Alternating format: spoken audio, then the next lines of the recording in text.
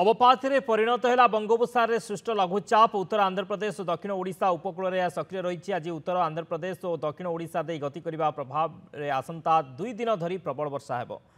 विशेषकर दक्षिण ओडिशा रे वर्षार प्रभाव अधिक रहिबो। कोरापुट नवरंगपुर मालकानगिरी प्रबल अति प्रबल वर्षा नहीं रेड अलर्ट। कलाहांडी कंधमाल रायगड़ा और गजपति जिला को ऑरेंज वार्निंग।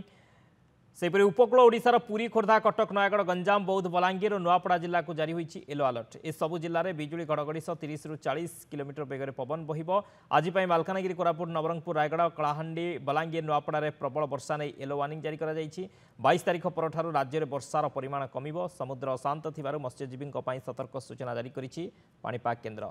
नुआपड़ा नवरंगपुर केन्दुझर मयूरभंज जगतसिंहपुर बालेश्वर और बलांगीर रे 3 घंटा मध्य प्रबल वर्षा हेबो। एथिपाई येलो अलर्ट जारी करा जायछि पाणीपाग विभाग पक्षरु। बिजुली घड़घड़ी जनित वर्षा सहित 30 ରୁ 40 किलोमीटर बेगरे पवन बहिबो।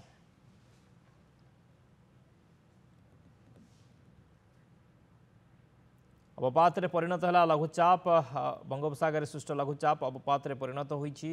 उत्तर आंध्र प्रदेश और दक्षिण ओडिशा उपकूल में यह सक्रिय रही। आज उत्तर आंध्र प्रदेश और दक्षिण ओडिशा दे गति करिबो, जार प्रभाव में आसंता 2 दिन प्रबल वर्षा। विशेषकर दक्षिण ओडिशा रे वर्षार प्रभाव अधिक रहिबो। कोरापुट नवरंगपुर कथा कहतु मालकानगिरी प्रबल अति प्रबल वर्षा नहीं रेड अलर्ट जारी करा जायछि। कलाहांडी कंधमाल रायगड़ा और गजपति जिला को ऑरेंज वार्निंग जारी करा जायछि। अधिक आलोचना करबा सत्यजित सेना अछन भुवनेश्वर रिपोर्टर। सत्यजित, पाणीपाग विभाग रो कोन अपडेट सूचना?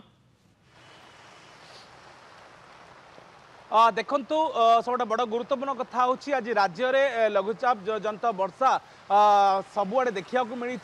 जहाँ पाणीपाग विभाग सूचना आसूची विभिन्न जिला मानक प्रबल अति प्रबल वर्षार संभावना थिबा बेले ट्विन सिटी भी वर्षा सकाल सकाल आरंभ हो सारी। मुझे सीधा सड़क कैमेरा पर्सन बनबीर अच्छा चित्र देखा चाहिए आप देखिपे राजधानी भी वर्षा आरंभ हो सारी। झिपिझिपि और तुहाकुआ वर्षा राजधानी भिजुची। सब बड़ गुरुत्वपूर्ण कथा होची एबे समग्र ओडिशार विभिन्न जिले में लगाण वर्षा लगिकी रही। यार भितर बड़ कथा होची उपकूलवर्ती जो जिला सब रहा आपणकर बालेश्वर भद्रक केन्द्रापड़ा जगतसिंहपुर आपणकर जाजपुर खोर्धा नयागढ़ पुरी आपणकर भुवनेश्वर एवं यही तमाम अंचल मानकरे लगाण वर्षा तुहाकुआ जारी रही। आगामी समय किछि जिला येलो वार्निंग जारी करछि आंचलिक पाणीपाग केन्द्र। एवं से सब जिला सब है आपणकर केउंझर मयूरभंज आपणकर नयागढ़ आपणकर जगतसिंहपुर ये तमाम जिला मानकरे प्रबल अति प्रबल वर्षा सहित बिजुली घड़घड़ी जनित वर्षा होबार भी अनेक संभावना रही। 30 ରୁ 40 किलोमीटर बेगर पवन बहिबार भी संभावना रही। यार भितर दक्षिण ओडिशा कथा जे आम आलोचना करवा दक्षिण ओडिशा पाखु आरंभ करी आभ्यंतरण ओडिशा पर्यंत सबु जिला मानकरे वर्षार परिमाण बढ़िबो एवं पाखापाखि आपणकर आउ 2 ରୁ 3 दिन पर्यंत वर्षा हेबो बोली जा सूचना आसी। यार भितर कौनसी अलर्ट मत्स्यजीवी मानक पई अधिक अलर्ट किसी आंचलिक पाणीपाग केन्द्र पक्षर आसी नाही। आज 2 पर ही मत्स्यजीवी मानक पई अलर्ट आसी पारे जेहेतु गोपालपुर पाखर आरंभ करी आपणकर आंध्र पर्यंत सबु विमान बंदर को अलर्ट भी जारी करा जायछि।